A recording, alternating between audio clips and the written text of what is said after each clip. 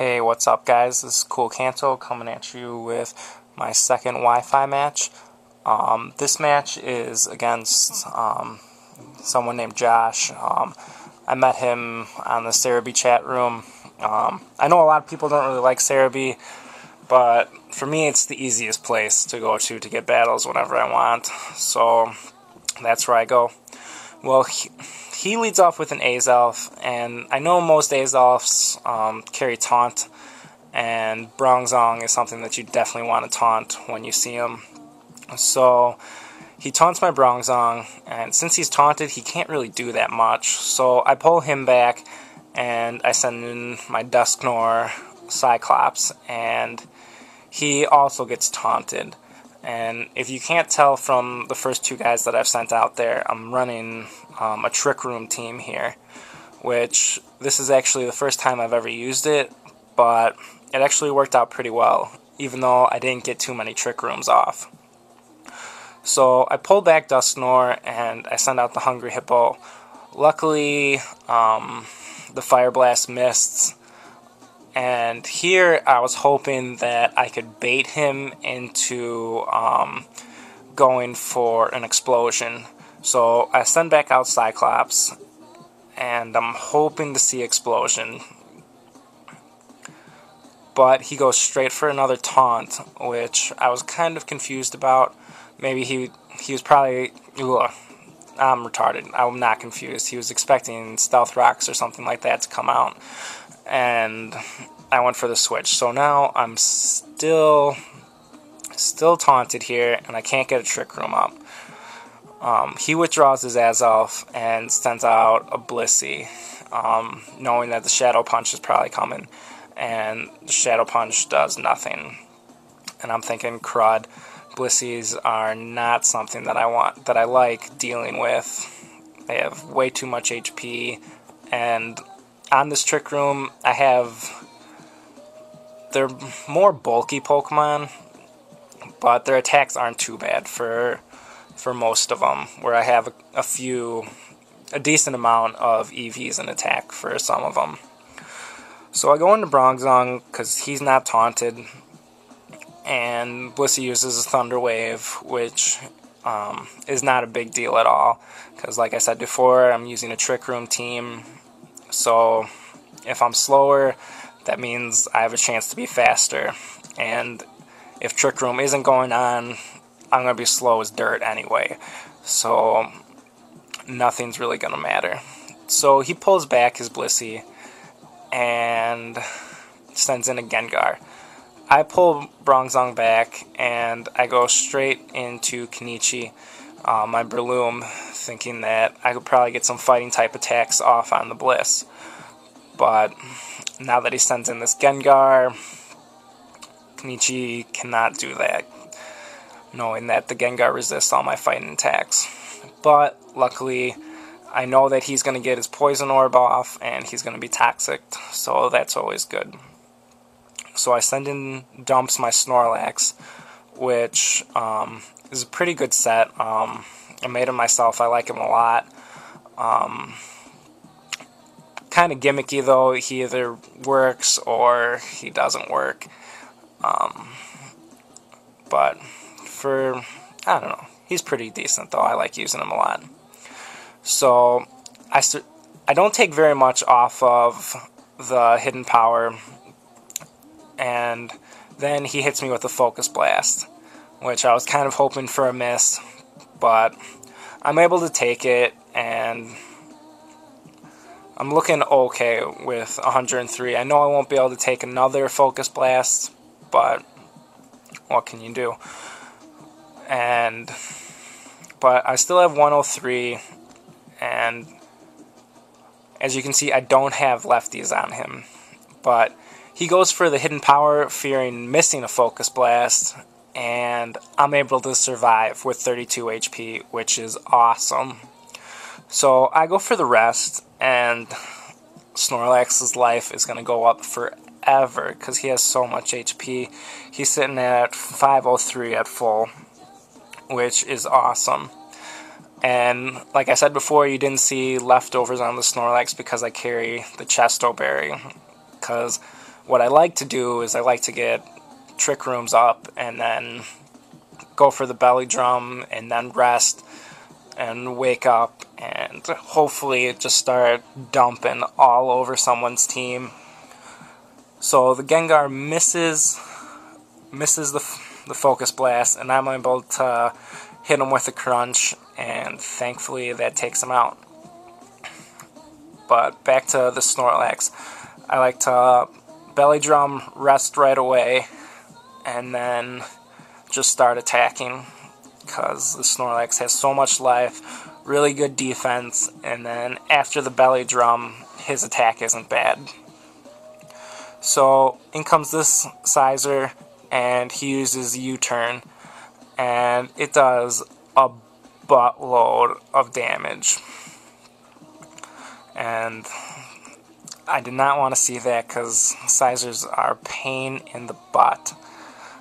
But he brings in this Machamp, and I'm able to hit him with the Last Resort, which is the last move that the Snorlax has. Belly Drum, Rest, Crunch for the Ghost types, and then Last Resort. And like I said, it's pretty gimmicky, because if you don't get the Belly Drum off, then you're not able to use the Last Resort, and you're just stuck with Crunch. But when it does pay off and work, it's awesome. So I was thinking he was going to go for a fighting move, and I send in Dusknoir, but he goes for the Stone Edge, and he hits, which sucks, but whatever. So I know I'm going to take another hit. I'm thinking he may have payback, but he goes for another Stone Edge, which tells me that he probably does not have payback. And I get a Trick Room off, because I know I can use Trick Room, that's going to make me faster, and I'm going to get basically 2 turns in a row. So we both take Sandstorm damage, and then I get my lefties, and I'm going to hit him with a Shadow Punch, and that's going to take out the Machamp. So lucky for me, this Machamp doesn't really do too much damage to me, and that's what I like to see. But Dusknoir taking some more damage, getting the lefties, and he sends in his Sizer for the revenge kill. And I'm guessing that it's banded because of how much that U-turn did to Snorlax, but I didn't really have anything that I wanted to take a bullet punch, so I just let the Dusknoir faint, which probably wasn't the best idea, because I only have 2 Trick Roomers on this team, but it worked out okay, I guess. But I would have liked some more Trick Rooms up, because I think I only get 1 or 2, which sucks when you're trying to run a Trick Room team. So he leaves the Sizer in, and I just go with the Earthquake, and it does a decent amount of damage. Probably be a 3-hit KO. But he pulls back his Sizer, and he sends in a Flygon, which sucks, because the Earthquake doesn't affect it because of Levitate, and it's not going to take any Sandstorm damage either. But I get up some lefties, and right there, the Trick Room ends. I know that I can take a couple Earthquakes, I think. And so I decide to stay in, and just to roar this Flygon out, which is what I do. I figure I can face him later when I get a better matchup. So he sends in his Bliss, and again, Sandstorm damage going on, and lefties going on for both of us. And I know this Blissey is going to be a pain in the butt. And last time I switched in Kenichi right away, and I decided I was just going to leave the Hungry Hippo in and go for the Slack Off right away, just knowing that the the bliss probably only has seismic toss, and that's not going to be a big deal, and because I know I can survive, well, 4 or 5 of them now, or survive 4 of them now and die on the 5th one without slacking off. And here he pulls back his bliss and sends an Azelf. And I believe I went with the Earthquake again, which is negated by Levitate. Sandstorm's still going on. And so I have to pull Hungry Hippo back because he can't do anything to this Azelf. And I'm pretty sure that he's going to explode, but I had lost Dusknor, so there's nothing that I can do. And I was trying to think, who would I be okay with if they died? Who can I send out as death fodder? And I send in Dumps, and he taunts me, and I'm thinking, crud, he may be able to kill me without using Explosion. But he doesn't, and he hits me with the Explosion, which is what I was hoping he would do right away. And it's not a big deal, because I'm not sitting any worse off than I was before. So now we each get to pick new guys. So here I decide I'm going to reveal another one of my Pokemon and hope that he sends in his Flygon, which was kind of retarded on my part. I should have known that he was going to send in the Sizer, knowing that it's going to be able to resist a lot of what I have. So he goes for the U-turn, trying to get the switch advantage, which he's able to get after I switch into Bronzong. And that does a buttload of damage to Bronzong, and he sends in Blissey. And I know that this Bronzong is not going to be that helpful with 83 life and being paralyzed. So I just leave him in, knowing that the Seismic Toss is coming, and I just let him die, which is kind of bad because now I don't have anyone to Trick Room.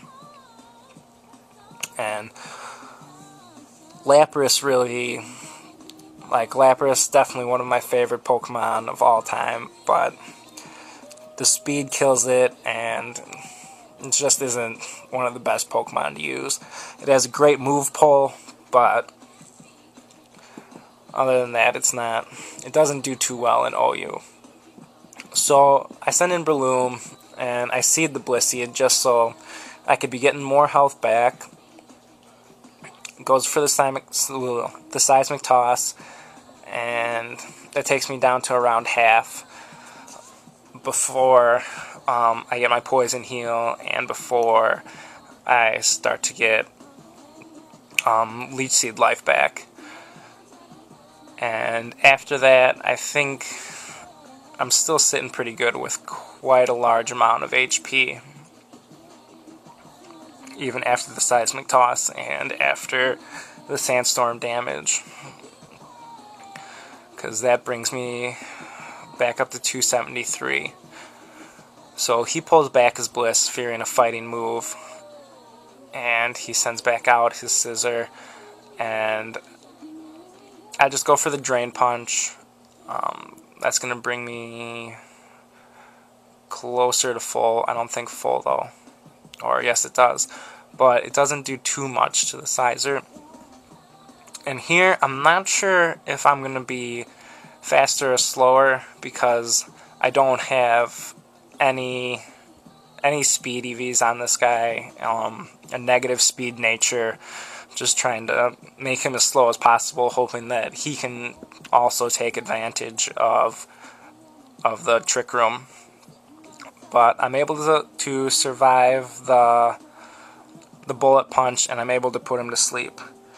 But right now, I'm thinking is a good time to cut off the video, because we're getting close to 15 minutes, and this is another 2-parter I got for you guys.